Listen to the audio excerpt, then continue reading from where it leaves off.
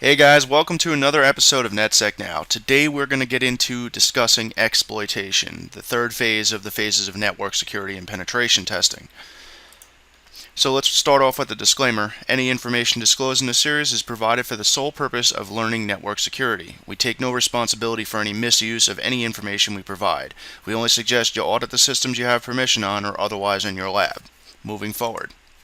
So the phases of penetration testing, right? We went through it. The first phase was information gathering, doing your homework. We made a video on that, so if you haven't seen that, go ahead and check that out first.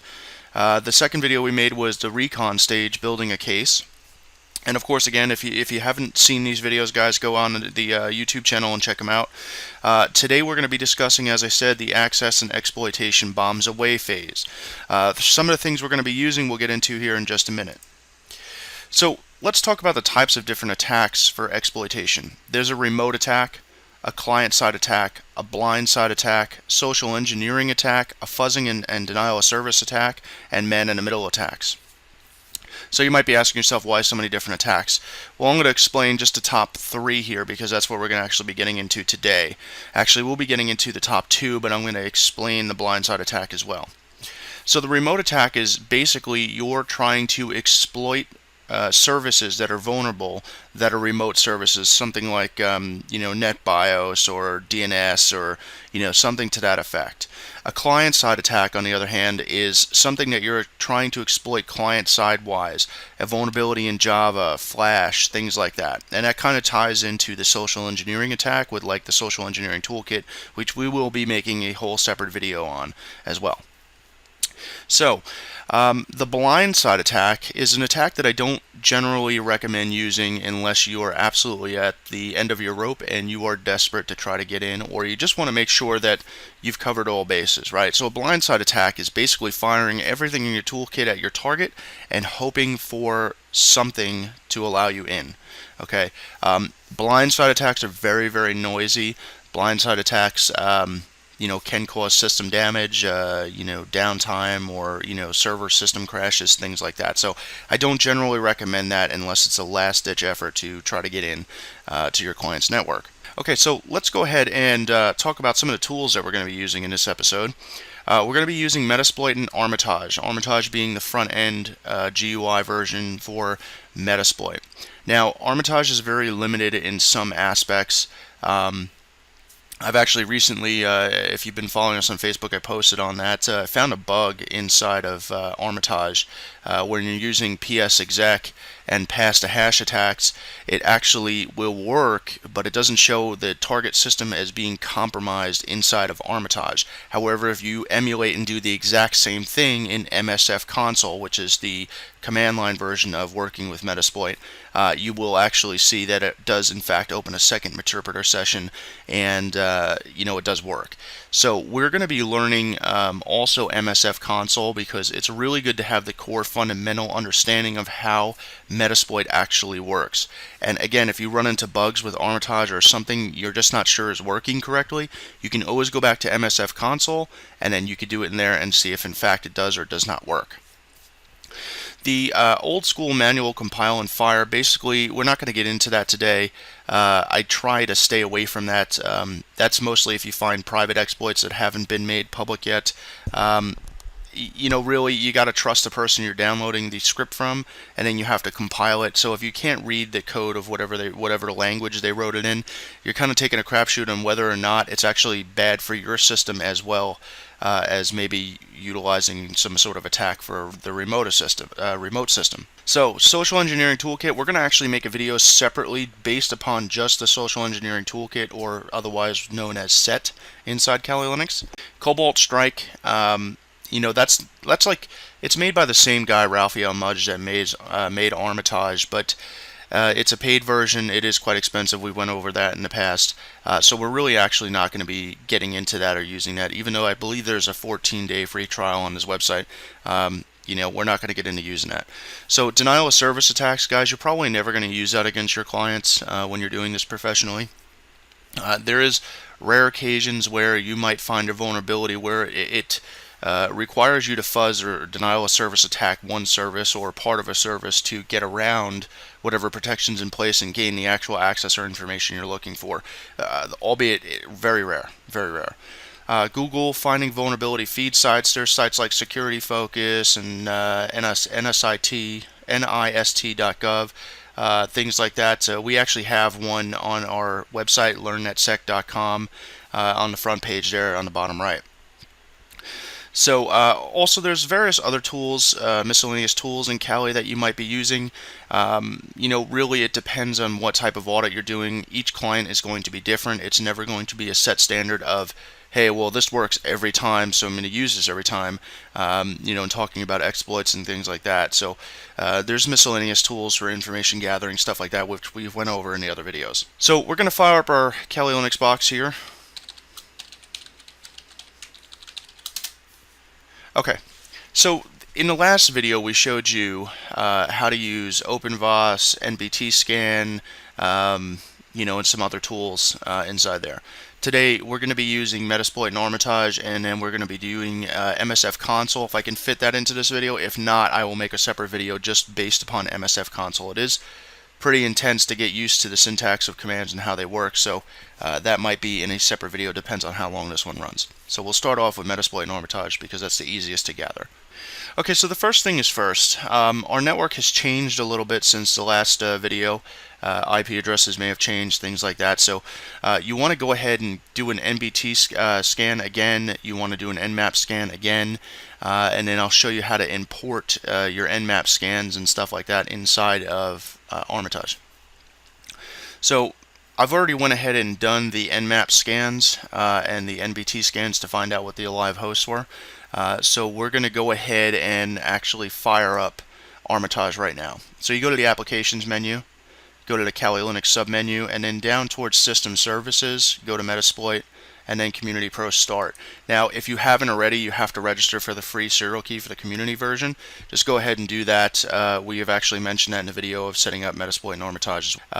Please go back and reference that video and check it out. So the reason why we do it this way is it's a little bit easier than, starting a bunch of services. As you can see here, it starts 3 services in particular. Alright, so the next step is just to enter in the command Armitage and hit enter. So that's going to start the Armitage front end. The first dialog box that you're going to be presented with is actually the login box to get to the database, to connect to the database, the PostgreSQL database. And that should come up here in just a second. There we go. So just go ahead and click connect. Everything should be fine there in terms of username and password. It's going to ask if you want to start the RPC server. Go ahead and click yes. And don't worry about this connecting to localhost 55553 connection refused. It's actually just trying to establish its connection. It may take a minute, maybe 30 seconds, but eventually it will start Armitage as a service. And Armitage, I believe, is written in Java, so with Java, you know that there is some lag inside the application itself. And there we go. It says connecting to database, and it's going to go ahead and start Armitage as a front end. So I'm probably going to have to clear out our database here because I was doing some testing when I found the bug inside Armitage, so I just want to start fresh with you guys. So I'll go ahead and do that here in just a second as soon as it comes up. To clear a database at any time, guys, just go to the host menu at the very top here and just go down to clear database, and I'll show you how to do that in msfconsole as well, and just click yes. Okay, so basically we want to start fresh with importing our Nmap scan, and I'll show you how to do that. Now there's a couple of different ways that you can actually import hosts into Armitage, and I'll show you how. At the very top here, click hosts. Now you can go to import hosts, which is what you would do if you were importing something from like Nmap or some other scan you did. You can go to add hosts, which pops up a box and you can add 1 host per line. I don't really recommend that unless you're scanning just one particular IP address, but I don't actually ever use that. The other option you can do here is an Nmap scan. Now Metasploit itself has an Nmap module built into it, right? I prefer to do my Nmap scan separate because if I need to do a specialized type of scan, at least I can specify that in the command line parameter flags. but in here you could actually choose Intense Scan plus UDP, Intense Scan all TCP ports. It can be quite a bit slower when you do it in Armitage, so be aware of that. So if you want to go ahead and just do an Intense Scan, it's going to ask you to enter in your IP address or range. So if you had one single IP address, if you were doing a remote audit, you would go ahead and just enter in the WAN address of your client. If you were doing an internal audit here, of course, you can go ahead and enter in your IP address range, 192.168.1.0/24, and you can enter that in here. I'm actually going to cancel out of this. If you also notice that sometimes when you open up dialog boxes, there is no cancel or close button on some of them. Just right click on it and go to close. Okay, so we're going to go ahead and import our Nmap scan. Alright guys, so as I said, let's go ahead and import our scan here. So in order to do that, you have to go up to hosts, import hosts. Now if you remember in the last video, we tried to keep an organizational structure going, and we put all of our clients' information, scans, etc. into their own folder, right? So if we remember correctly, that was in Acme Inc. So just simply go to navigate in there, and my fresh scan that I did since the network has changed has been fresh-scan.xml. So just go ahead and highlight that and click open. And you can see here on the bottom there's a console, and then each task that you do opens up another tab. So in fact, this one is called import because we're importing. Now if you notice, it'll tell you that it successfully imported the freshscan.xml. Okay. Now you can see here it kind of looks cluttered because everything's stacked on top of each other, right? So we just go to auto layout, right click in the empty space here, go to auto layout, click none. Then go to layout and just click stack. That's the one I like best. Alright, so let's pick apart some of the information that's imported here. So obviously I did a range scan or a CIDR scan in Nmap as we did in the last video. So .1.1 I know is the router. So in order to make things a little bit simpler to understand, I'm going to go ahead and right click on this one and just go to host and remove host, as I don't want to waste time scanning things that I don't want to scan. So once that happens here, now again, like I said, Armitage is a little bit slow. Okay, so 1.3 I believe is my machine here, and let's just double check that. Yeah, 1.3 is this machine here, and I have no interest in scanning my host machine that I'm doing these videos off of, so I'm just going to go ahead and remove this one here as well. Okay, so now we have 3 hosts, alright, and if you highlight over each one of them and just run your mouse over, it's going to tell you what it is. So 1.2 says it's Microsoft Windows 7, and if you highlight over this one here, it says Microsoft Windows 2000. Well, I know there's not a 2000 box up on there. So then you highlight over this one, it says Microsoft Windows XP, but that's pretty vague, right? It didn't really give us too much information. I want to know what service packs are in there. I want to know, all that good stuff. And while Nmap will generally tell us that, the import feature in Armitage seems not to transfer all that information over, okay? So in order to do that, I want to do all 3 hosts at once. And there's another scan in Armitage called msfscan. Now, this is part of the auxiliary part of the scanners, which we will explore a little bit in msfconsole. So you go to hosts here and then msfscans. It's going to do a more detailed host-based analysis of what the machine actually is. Now you could also go to nmap scan and quick scan OS detect, but that may or may not work correctly. So in order to do that, you just left click anywhere and drag the imaginary box here, the highlighted blue box, over all 3 hosts. Sometimes all 3 hosts do not have the green box around them. So just try to do it again. There we go. So now all 3 hosts are selected, and I want to go to hosts, msfscans, and you can see it automatically populates the IP addresses that I'm looking to scan. And I'm just going to click OK. Now this can take a few minutes, guys, because it's scanning all these different ports for services that are running on them, so on and so forth. It's going to try to guess the operating system more directly and try to make a better accurate determination of the operating system. Again, you can achieve these same results in Nmap, but if you're going to use Armitage, which I don't really use it very often, but if you're going to use it, it does help to have as much detailed information in it as possible. So you can see here now it's running through our auxiliary scanners, and this is down here what you'll see in msfconsole when you go to set and use different things. Now you can see that the one that said Windows 2000 has actually changed, and it says Microsoft Windows XP Service Pack 3. Now you can see that this one here, if you highlight over it, says Microsoft Windows 2003 Service Pack 0. What that one was reporting as XP before, and this one was reporting as Windows 2000, right? So now we got a clear picture of what we're actually working with here. Now I know 1.9 is statically set for that Windows 2003 Standard Edition server in our VM box, our Proxmox virtual machine host server.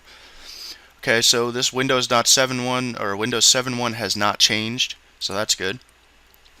Alright, so now we got our hosts in here. We know exactly what we're looking at.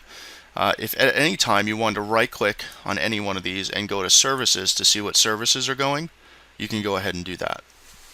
So you can see here on 1.9 we got DNS running on port 53, and it'll try to do a banner grab, a rudimentary banner grab, and tell you what's running on it. We have port 80 open on there as well, Microsoft ISS 6.0. Port 88's Kerberos security or server time. Port 135 is Windows RPC. Then we look at 139, well that's NetBIOS. LDAP is running on it. SMB, which is 445. Now, when you're doing an audit, and if you're like already in the network, and we'll get into that in post exploitation and in our advanced series as well, but port 445 is a dangerous port to have open. Unfortunately, there's not too much you can do about that when you're local on a network. Okay, there's a lot of exploits that work on that port for these older versions of Windows, like 2003 Server, Windows XP, and even sometimes Windows 7. So then you have kpassword, Windows RPC over HTTP, and then TCP wrapped. Okay, so if you wanted to find out what services are running on this Windows XP machine, same thing, right click on it, go to services, and you can see this one's really just running 139.445, so it's just NetBIOS stuff. Okay, Windows 7, same thing. Now if you notice, every time you do a task it opens up another tab down here. Now, this can get really confusing and really annoying when you have maybe 20 tabs open or something like that. So if you find the information you're looking for as you're going through, you can uncheck or delete some of these tabs by just clicking the X up here. So we know we imported our stuff already, we don't need that anymore. And we know we did our scan already, so we don't need that tab anymore. So now we just have our services open for each of the 3 boxes. So now you might be asking yourself, well, that's all great, but when are we going to get into the exploitation? Well, here's where we come into it. So if you remember correctly, we did in the last video, in the recon stage, we did the OpenVAS scan, whatever you call it.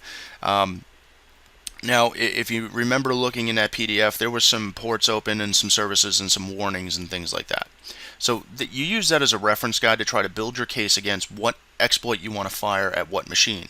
Now, keep in mind, the way that Metasploit works and the way that Armitage works is that it kind of goes by what port is open and what service is running on that port. So while we may have port 445 open over here on the server, it may be patched already against that vulnerability, right? So you have to keep that in mind, that if an exploit doesn't work right away, it may be patched. They may have done their Windows updates, but a majority of the time they don't do system-wide updates across the whole entire network, or maybe they're doing the updates but a machine failed and they have no idea that the machine failed to do the update for whatever reason, so you can find a vulnerable target. Now again, you don't want to just go off and blindly fire everything. Now when I was talking about the blindside attack, in terms of using Armitage to do something like that, you have to go to attacks and then Hail Mary. And what that means is basically it's going to fire everything in the exploit database at that target system. Okay, it's very noisy, it can cause systems to crash, and you definitely don't want to do that to your client, right? Okay, so the first things first, you want to find attacks on a machine. So you want to find what's vulnerable, right? So if you just highlighted one machine here and you just go to attacks, find attacks, it's going to go ahead and query all the exploits in the database according to the services and ports that are running here, and it's going to try to determine maybe what exploit could be used for that port and that service. Now you can see here when it says attack analysis complete, you will now see an attack menu attached to each host in the target's window. So click OK. So if you right click now on the host, you can go to attack, and it's going to list a bunch of different things. So there's an MS03 026 DCOM, HTTP, this is a bug inside Armitage that I've let Raphael know about in the past. It still hasn't been fixed yet for whatever reason. You can't have something like, if you went to, let's go to DCERPC exploit.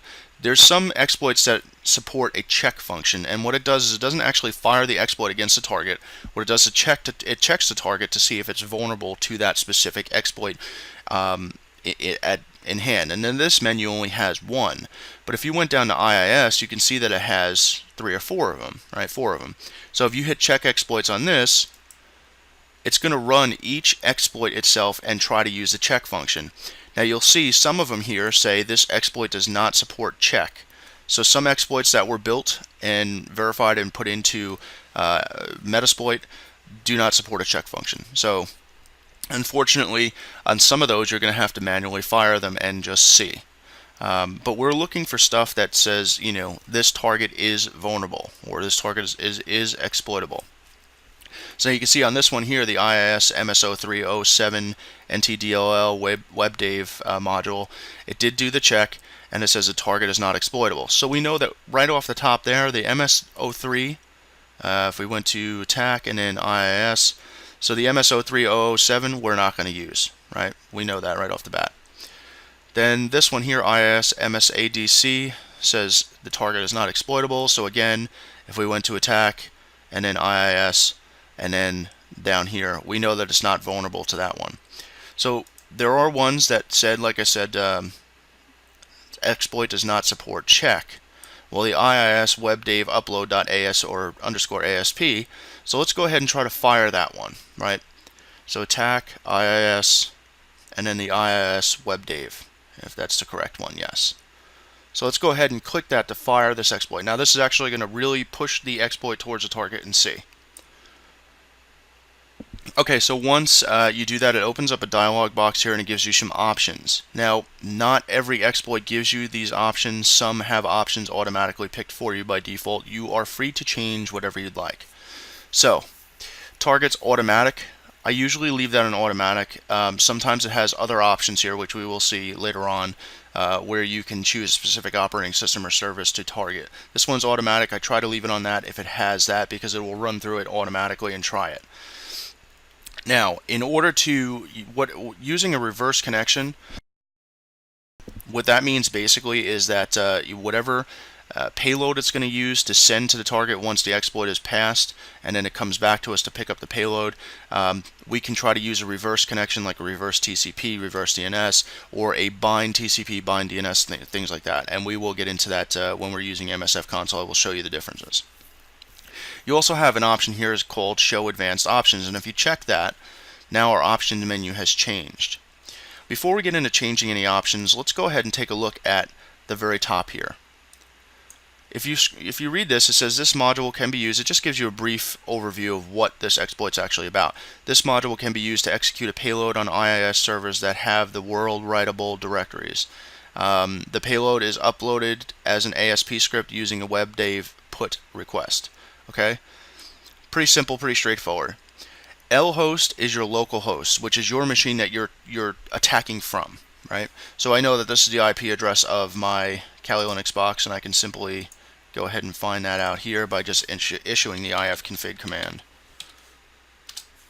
right? So this is our IP address. So we know that that's correct. Let's minimize this. Okay, so L port, you can leave this or you can change it. If you want to change any of these options under the value or the right hand tab here, you can do that. Let me just close this out here and restart this. Again, Armitage is a little bit buggy, so sometimes you have to kind of do things twice. Okay, so the L port you can see is changed. If we wanted to change this, you left click on it once to highlight it in blue, and then on the right hand panel here you left click it again. Sometimes you have to do it 2 or 3 times until you have a cursor in the box, as you can see. So if I want to change this to, you know, .1 or 25.721, I could, but I'm just going to leave it at the default.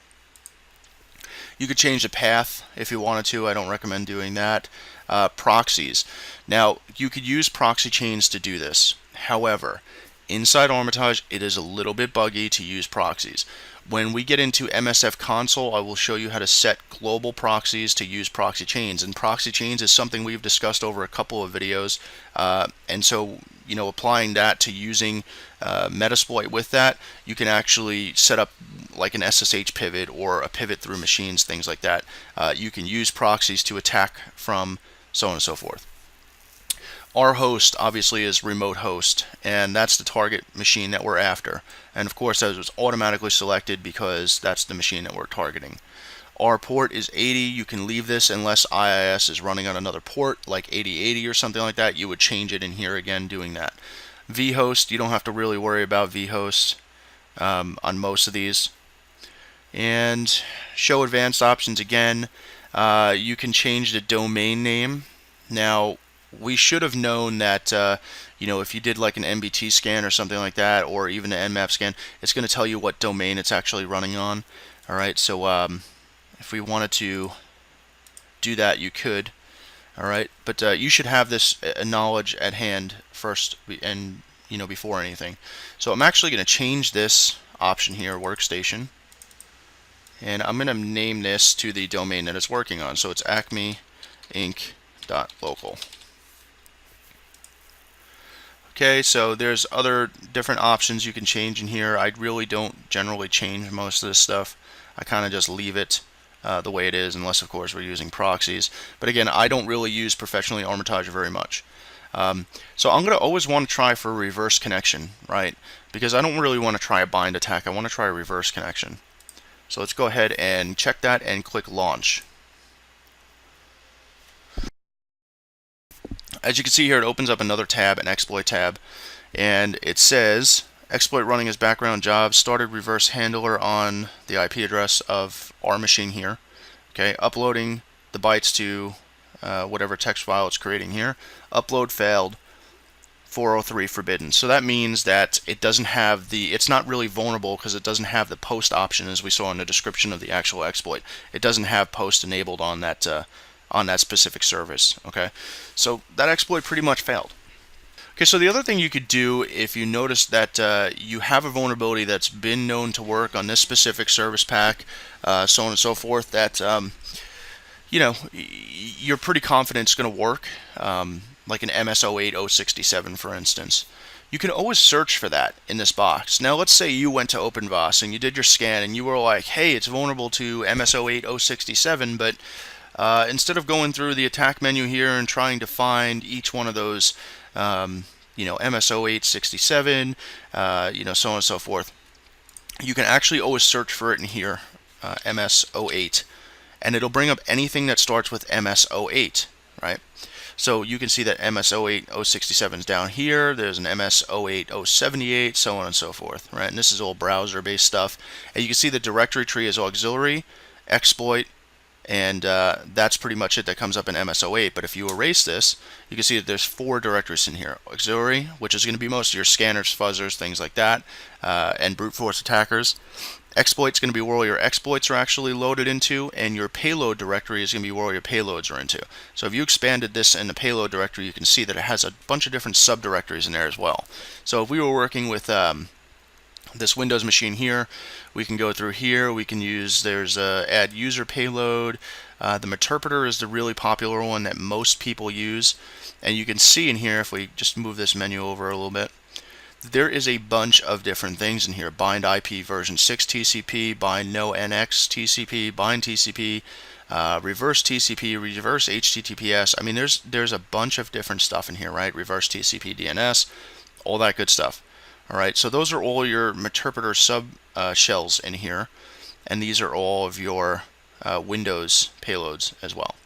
Okay, so if we went into the post directory, again, you can go under Windows, and you can go under the various. Now, post is for like post exploitation, which we are going to get into that in the next video.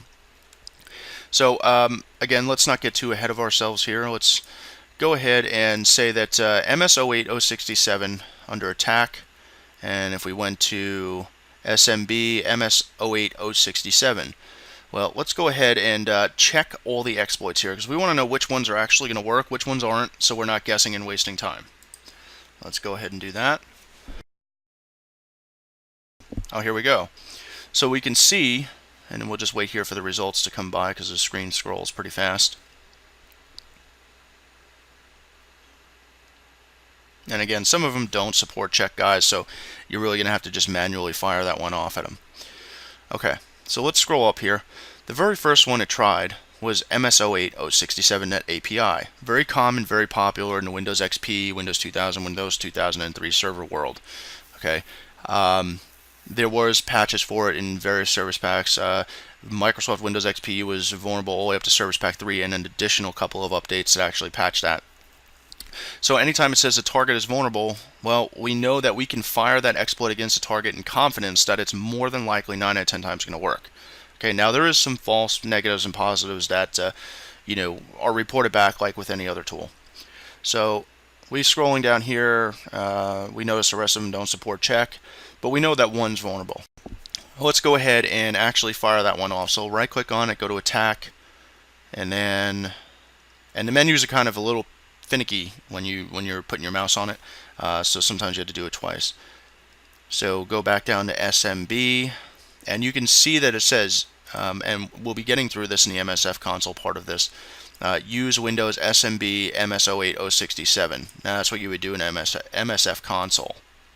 Right click, go to attack again, SMB, and then choose MS08067 Net API, because we know that that one, according to the check option, is vulnerable. Let's go ahead and click on that.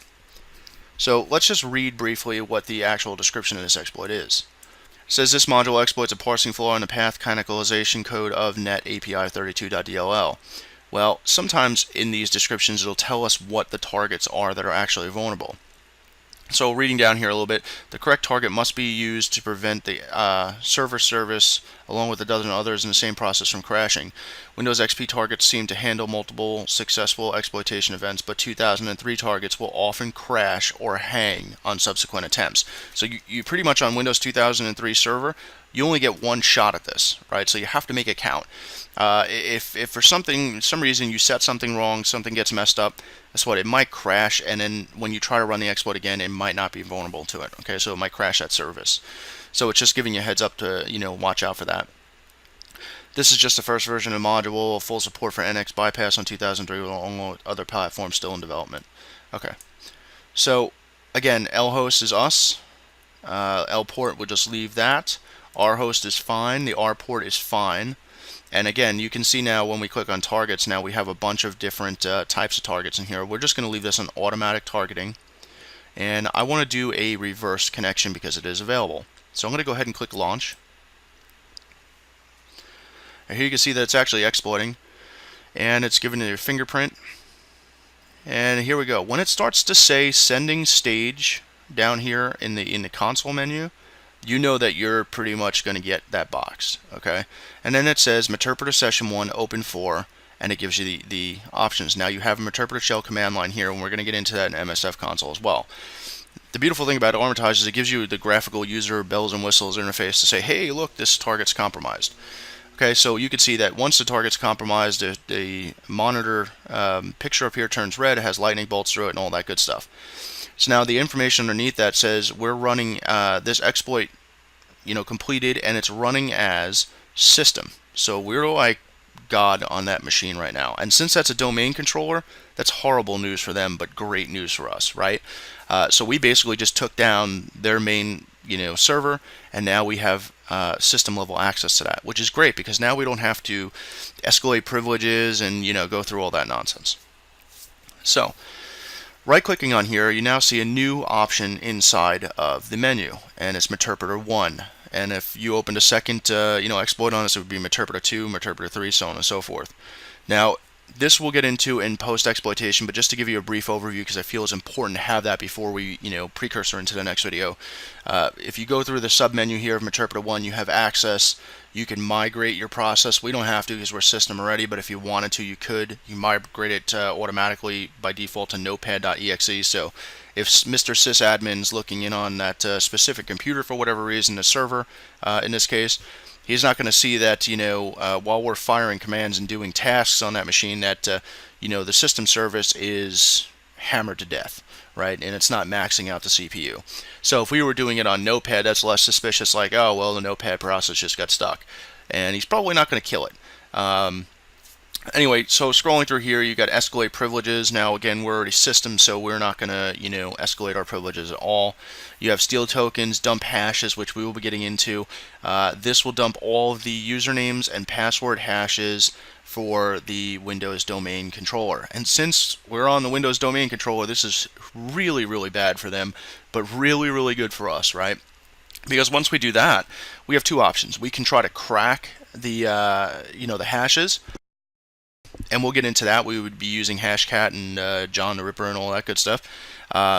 We could try to crack the hashes, or we can use another attack called pass the hash with PS exec. Now, the bug that I found in Armitage, and I'm going to make an actual video for Raphael so he understands what the heck I'm talking about, because I posted it on the Facebook, and he's saying that it works, but we all know that it's not. I mean, it's pretty obvious. Anyway.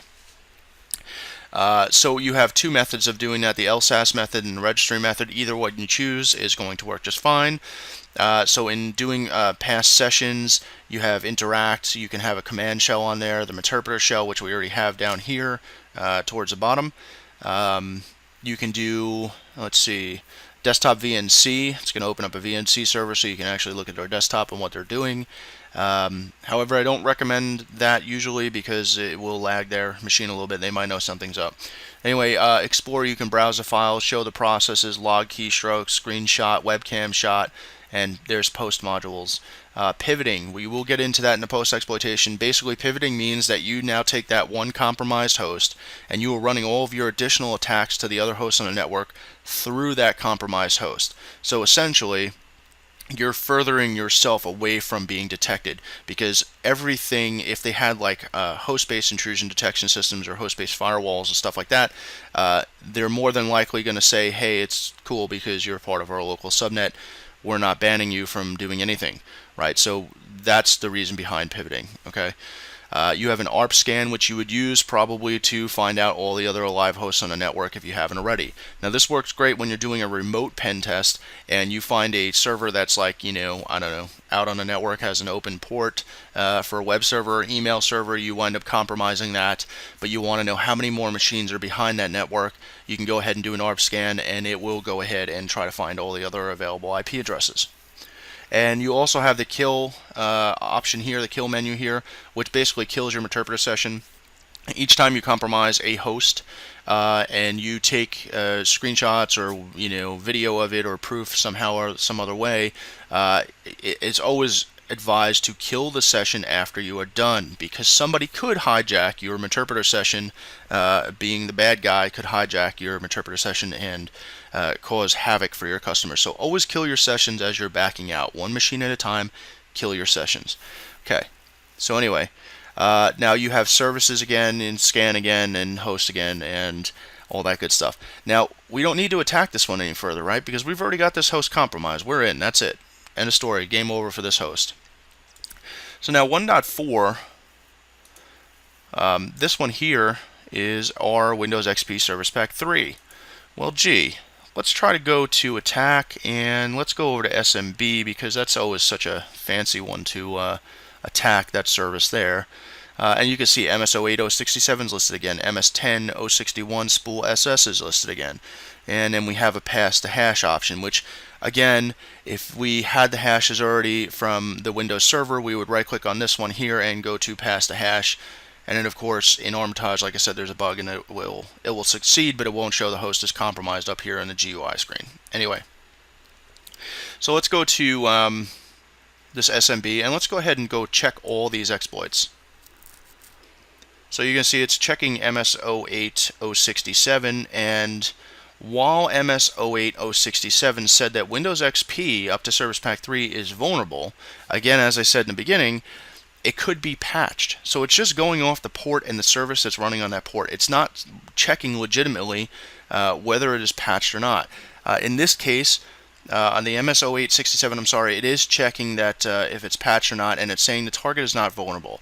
I know that that machine automatically did some updates before I shut them off, so I know that it was vulnerable at one time, but the updates took care of that vulnerability, right? So again, you may come into a mixed network where you find some targets, their updates may have failed, or maybe the sysadmin is just not doing updates on that specific machine for whatever reason. There might be an update that conflicted with one of their level of business apps that are running on there or something like that. So there are some times where you're going to find that sysadmin intentionally does not do updates on one machine. And 9 out of 10 times, guys, or maybe 8 out of 10 times, guys, to be honest with you, it's on Windows servers, domain controllers for some reason. They don't want to update it because they're afraid that it may break the OS, which Windows updates, let's face it, have been known to do for ages. Will break the system, and if it breaks their server, guess what? Their whole network is down, right? So they don't want to break that, so they're just not doing updates on that server. Bad news again for them, good news for us. Okay. So as you can see here, it went through all of its checks, and there was quite a few here that didn't support check. MS10061 spool SS did not support check. So let's go ahead and, because we know MS08067, which we used to compromise the Windows 2003 server here, is not exploitable on this target machine here. Okay, so let's go ahead and try to fire off the MS10 one. We'll right click on it again, go to Attack, SMB, MS10061. Okay. So let's go ahead and leave all these options in here good. I want to use a reverse connection, and I also want to show advanced options. So scrolling down in here, just to make sure everything is set up correctly. And it looks like everything in here is good. It doesn't give us a domain option to change that or a workstation option to change that. In reading the description, it says the module exploits the RPC service impersonation vulnerability detailed in Microsoft Bulletin MS10-061 by making specific DCE RPC requests to the start dock printer. So spool SS, it's against the printer service. So it doesn't really tell us what versions of Windows are actually exploitable to this. So let's just go ahead and launch this and see if it'll actually work. And you can see it's setting all of its options, which you would be doing in msfconsole, which is pretty easy because you can set globals in there, so it makes things a little bit easier for you. So it says exploit failed, no access. The server responded with this error, status access denied. Okay, so guess what? It wasn't vulnerable to that. Well, we can check other vulnerabilities if we want on here, but again, this is why it's important to have your PDF export or whatever export you did from OpenVOS to see if it did in fact find any vulnerabilities on that machine. So this way you're not wasting an exorbitant amount of time trying each one of these individually or trying to do the check option, which some of them may fail, so you have to inherently do that manually and fire each one. So you can see that there's an Oracle one, there's a Samba one. Let's try the Oracle and just do check against it so we're not actually firing it. It says this target is not exploitable. Okay, so we know that that's out. Samba, let's go ahead and, even though Samba is probably not going to work for this, let's go ahead and check exploits on that. Well, it says it doesn't support check, so we got to manually go back and do that and actually fire this. So reading in here, you can sometimes determine whether or not it's worth your time to actually fire this exploit over at it. Is it worth the fact of maybe being caught? Module exploits a command execution vulnerability in the Samba versions 3.0.20 through 3.0.25 RC3 when using a non-default username map script. Okay, so it doesn't really tell us that what it's going against, so we can really just go ahead and click show advanced options, just make sure if there's anything that we might change that might change our ability to actually exploit this. And we could probably try to change the domain if you wanted to. We'll just name this acmeinc.local, which is what that domain controller, or which that is part of the domain. If you had usernames and passwords, you could try to put them in over here. We don't have any usernames and passwords yet, so let's just go ahead and click launch. And you see exploit failed. It's not vulnerable to that exploit. Alright, so we basically tried almost all of them, guys. Again, using ps exec would use a pass-to-hash attack. So you'd have to dump the hashes from the server or another compromised machine and try to pass those along the domain to the other workstations or servers in the domain. Now, generally speaking, when a Windows domain controller is on a network and everybody's connecting to that, it uses LDAP and the back end of Active Directory to store usernames and passwords so you can authenticate to the actual domain controller and say, hey, yeah, I'm part of the domain, give me an IP address, give me DNS, give me shared folders, give me, directory access to certain things, give me printers, give me all that good stuff, right? So when you're using pass-to-hash, you're basically dumping all those hashes that were in the domain controller and trying to pass it along to the workstations in hopes that the administrator, which they normally do, adds themselves to each machine so they can remote and fix things, whatever, or give the other local user different privileges, so on and so forth. So you want to try to pass the hash across that, and it should show up as a compromised machine, and you do have the option to set a payload like a reverse TCP interpreter shell, and that machine would in turn be compromised. Again, we'll get into all this in post-exploitation, but I just want to touch on it so you guys know what you're looking at. So obviously, again, we could see this dialog box here doesn't have a close option or any kind of minimize option. So again, right click on it and just go to close. So it looks like we're not getting access to this target just yet. However, if we use the pass-to-hash attack, there is a chance that we can still get in. Now, this is basically just a remote attack. If we did a client-side attack where we couldn't get in remotely any other way, like there was no other services that were vulnerable, we might use a client-side attack. And a client-side attack is using something like a social engineering toolkit, tricking a user to download a payload or basically an exploit and a payload from us. So that uses a little bit of social engineering as well. Let's move on to our Windows 7 host. Again, if you go under the attack menu, you can see here that it says MS03026DCOM. Well, let's go ahead and click on that and let's read the description. Now this is where it's going to come in handy. Okay, so it gives us some operating systems that are vulnerable to this. It says this module can exploit the English version of Windows NT 4.0 Service Pack 3-6A, Windows 2000, Windows XP, and Windows 2003 all in one request. Well, we know this is a Windows 7 machine. We're not really working with any of that stuff, right? And if you go down to your targets option, that's the only options that are selected. So we're not even going to bother firing that one because guess what? It's probably not going to work. So right click again, go to attack. So the DCERPC is out. Oracle, let's not worry about that one here. Samba, this one here. So now it has an MS08067. But here's the thing, guys. If you went to here and you went to hosts, since that's the only one that's selected, and attacks and find attacks, it's going to go ahead and query exploits for that as well. So just to do that, just to make sure that we're not missing anything here, and it doesn't look like we're missing anything. Okay, so again, MS08067, if we click on that, we know that that's only working for Windows XP and Windows 2003. So let's close that. And it doesn't look like we really have any other thing on the way in. Now, you can always double check what exploits are available for Windows 7 by searching online or something like that, but again, reference to your OpenVOS PDF. So opening up Armitage again, the other thing we could try to do on here besides a client-side attack is again a pass-to-hash attack to see if we can log into this machine and compromise it. Once we do that, if we opened up an interpreter shell, guess what? We have access on that system, right? So we could take screenshots, we could do key logs, we can, escalate privileges, there's a whole myriad of stuff we'll get to in post-exploitation. But this just gives you a brief overview of how Armitage actually works, compromising one host. Now, using this same knowledge, we're going to try to compromise hosts inside of msfconsole.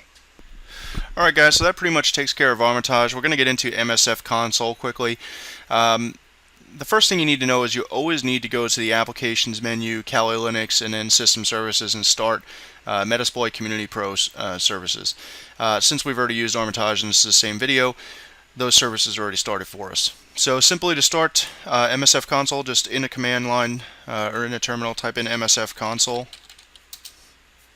and hit enter. And it may take about a minute or so to actually load it up.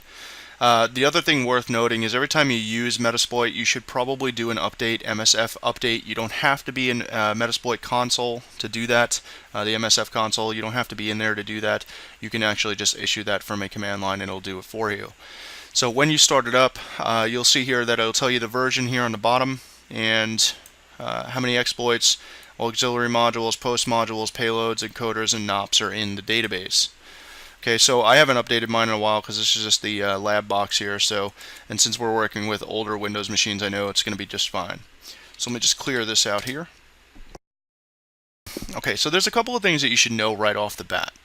Okay, first things first is you have to do, if you wanted to use like the import function that we use in Armitage, there's a couple of different ways to do that. We want to import our Nmap scan results. So when you're in your msfconsole, if you ever need help, just type in the help command and it's going to give you a list of options that you can use at the core to do things that you need to do.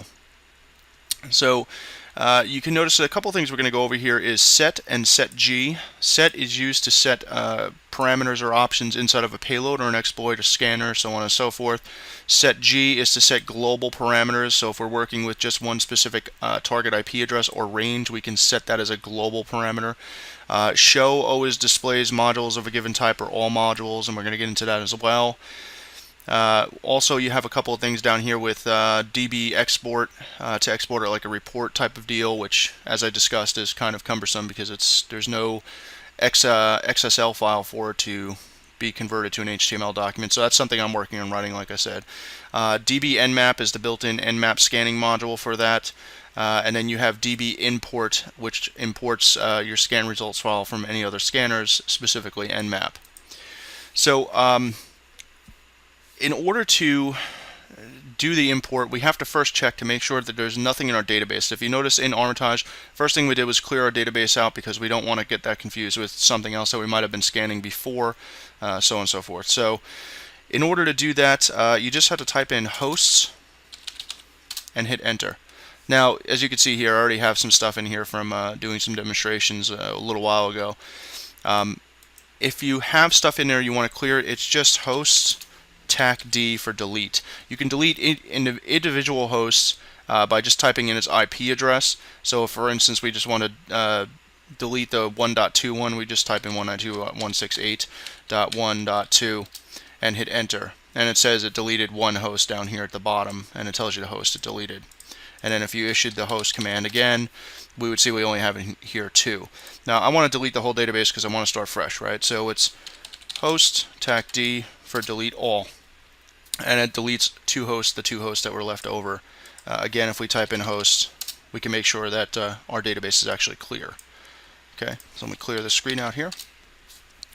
So we talked about learning how to use setg. Now setg sets global parameters for you to use. So if you're working against one specific target IP, or if you're doing an internal audit and you're working towards an entire subnet range or something like that, you can always use the setg parameter. We'll get to that here in just a minute. First we want to do is the DB import, because we want to import our Nmap scan that we did before, right? So it's DB underscore import and the path to where the file actually resides. So that's root, and then that's Acme Inc., and then that was freshscan.xml. So just hit enter after that, and you can see that it's importing all of our hosts for us here.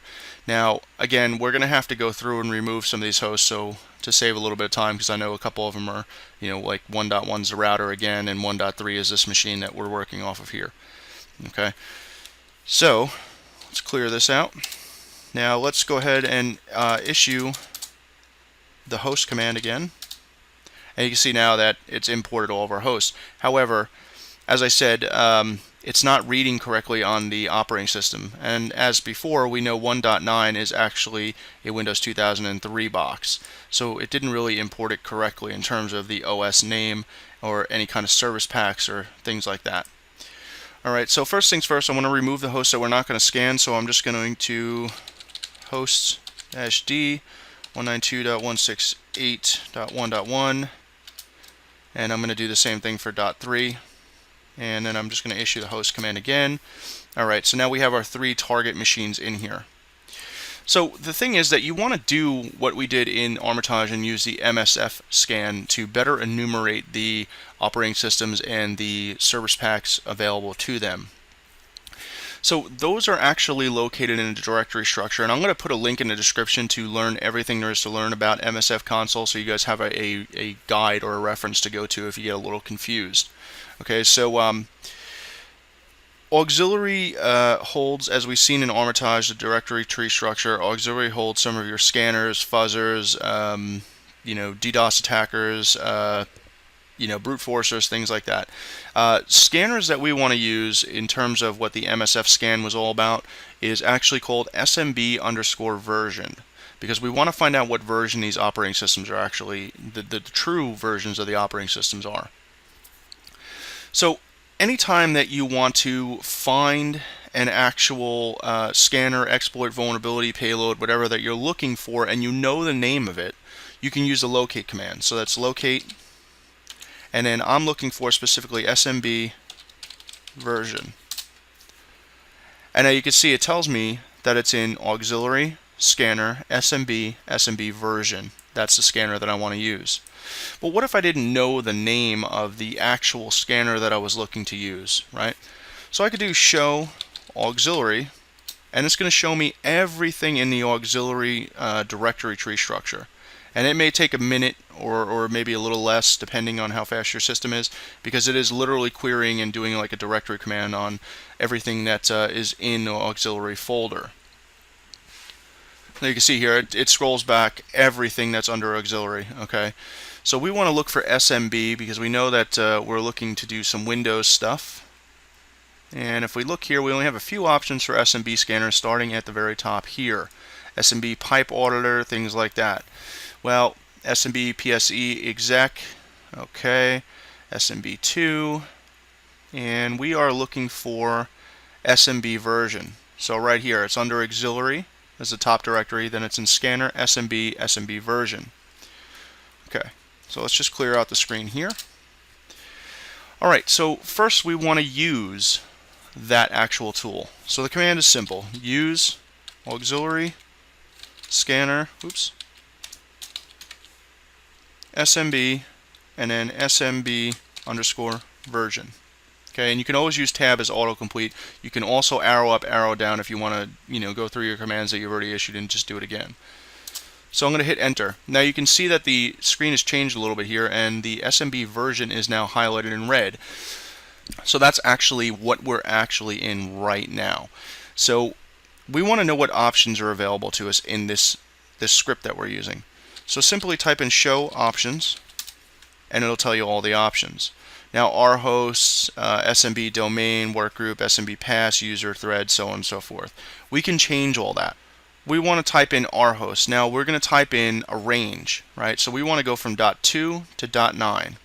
So it's simply to set an option. It's set and then the option our hosts, and you can use autocomplete on that just to make sure you're getting in the right syntax.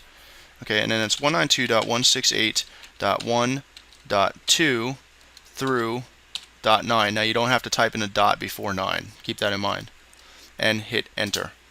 Now if you did show options again, you should see that it reflected. And here it is. Okay, so our changes have been made. And now simply we want to run the scanner. So what's the command? Run. Very simple, right? Now you can see it's going through, and it's going to do a determination on the operating system and the service pack available to it. Now it's not always 110% accurate, but it's pretty damn close most of the time. And you can see it's going to take a little while depending on the IP address range you're scanning, your internet speed, your computer speed, all those things again, guys, factor into any of the scans that we ever do. So keep that in mind if things are going a little bit slow.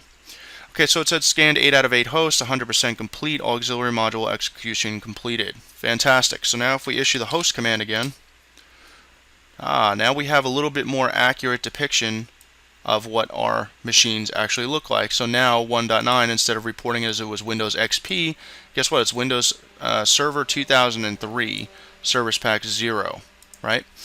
So I know 1.3 is my box here, so again, I just want to remove that with host-d and then 192.168.1.3. Okay. Clear this screen again, type in hosts. Okay, so now we know what we're working with here, right?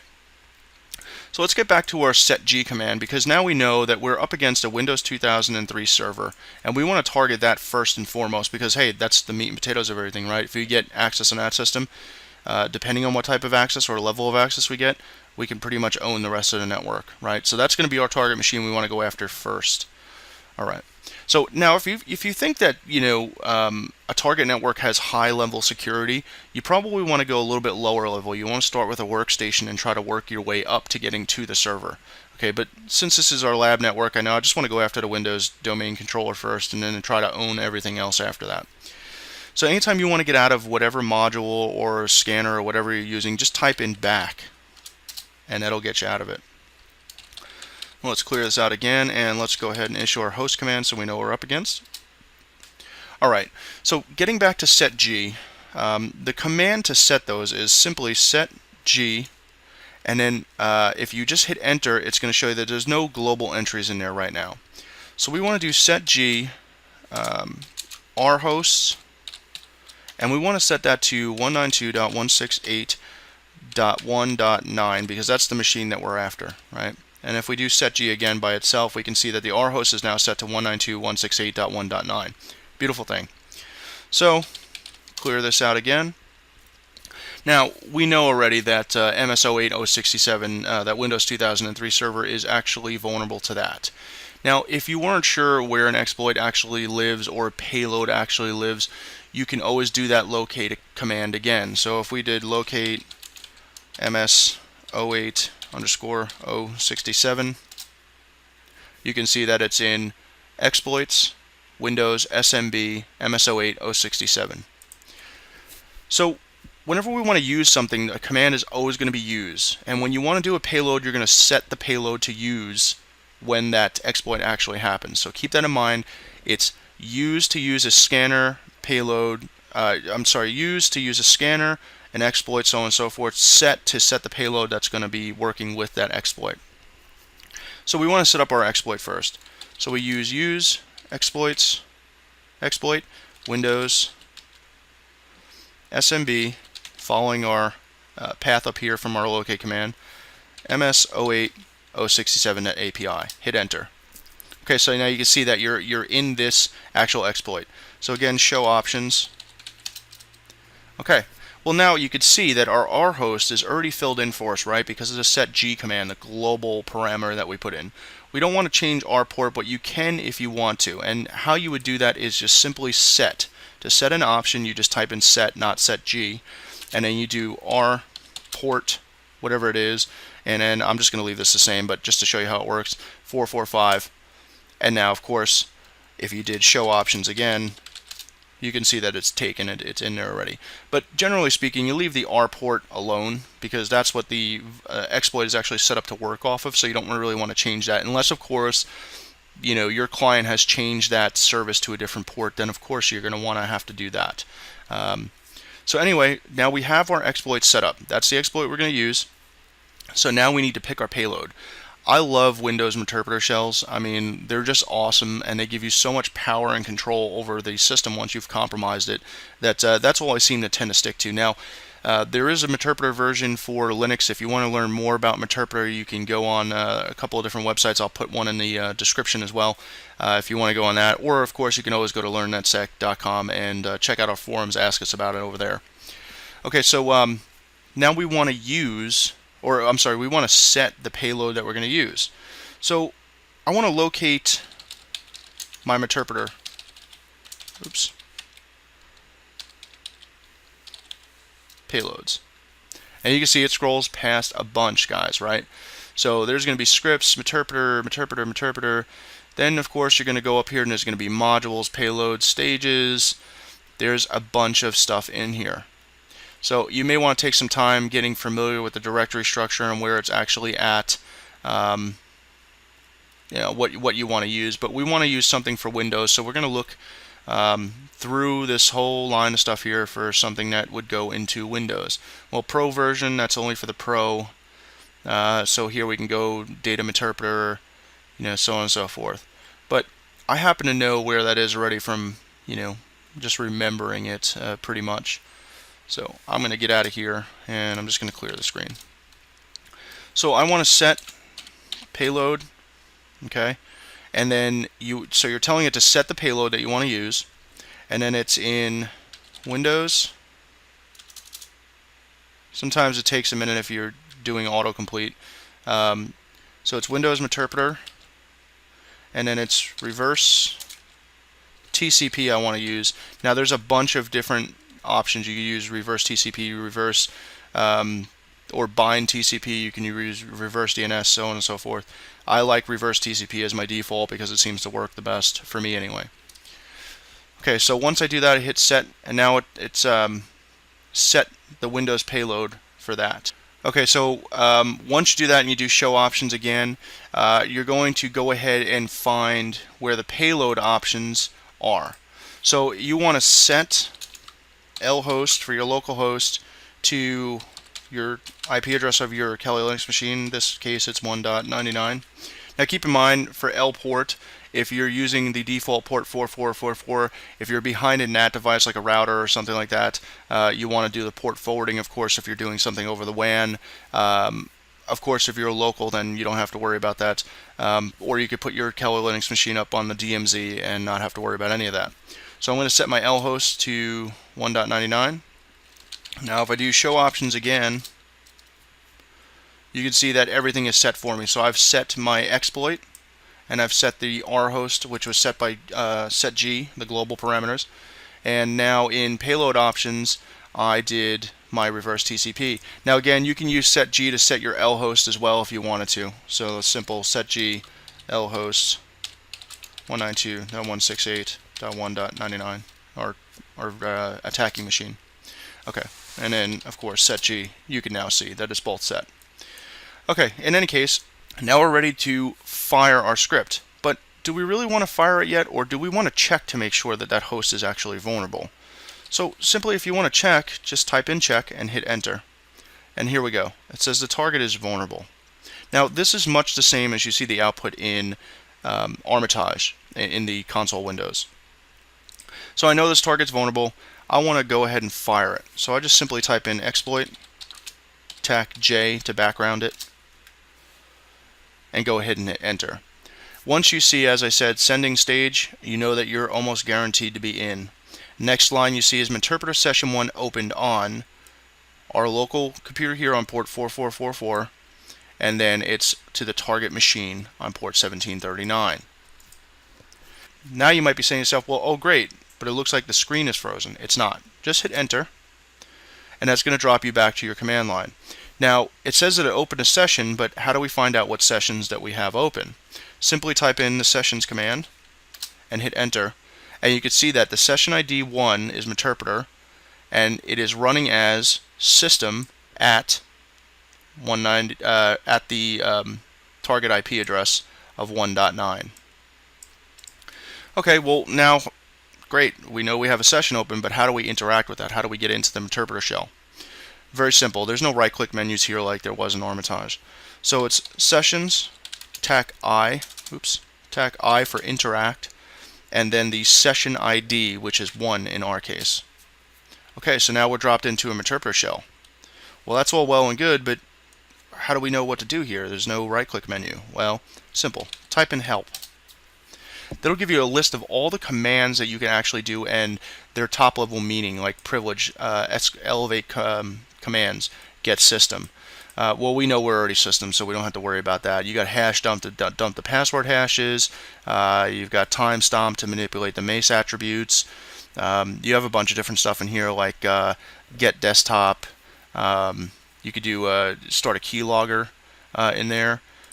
You could do screenshots. You know, like for instance, if I wanted to do a screenshot right now, I just type in screenshot, hit enter, and it tells you the screenshot was saved to root EDIGW, whatever. It makes up some random name. So now if we went into our computer and we went into file system and then we went into root, well, we can see that there's a JPEG here. So open with image viewer. It may just take a second here. My system's lagging a little bit. Okay, well there's the screenshot that I just took. So it's on its idle screen, so we know nobody's sitting in front of it right now, right? So that's pretty awesome. And then again, I mean, you know, you have a bunch of different commands here. You can record their microphone, their webcam. I mean, you can list webcams if there was one attached. I don't have one attached to that because it's a virtual machine, but you could drop into a system shell. You can modify the remote registry. You could reboot the computer. You could kill a process. You can list the processes here with PS. You can get privs, get PID. So if we want to do get PID, looks like current PID is 920. If we did PS to list all the processes, you would look for 920 in there for process ID. And here we are right here. So we are under the svchost.exe, and that's where we're at. Okay, so again, issuing the help command, just to go through some more of the other parameters here. You can do an upload a file directory. You can remove directory. You know, you can do basically, you can cat some directories of a file, stuff like that. So, I mean, there's a whole lot of stuff you can do here. Migrate processes, pretty much everything you can do, and a little bit more from Armitage, the way with the right-click menu and all that good stuff. Yeah, I mean, there's a ton of stuff you could do in here, guys. But that's pretty much it for using Meterpreter. If you want to get out of Meterpreter and kill your session at the very same time, you can always do exit, right? So those sessions are closed, and if we type in sessions again, you can see that there's no active sessions. So let me just get out of here. I want to go ahead and just do this quickly so you guys see how fast, once you get used to it, see how fast it actually works. So again, I want to list my hosts. I want to go after 1.9. I've done my set G parameters already, so I know that that's good. I want to use exploit Windows SMB MS08 067. I want to show options, and it looks like my options were set in there. And of course, I want to use my Meterpreter shell. So it's set payload Windows Meterpreter reverse TCP show options. My L host is already set because I did the set G. Now I just want to do check vulnerable. I want to do exploit J.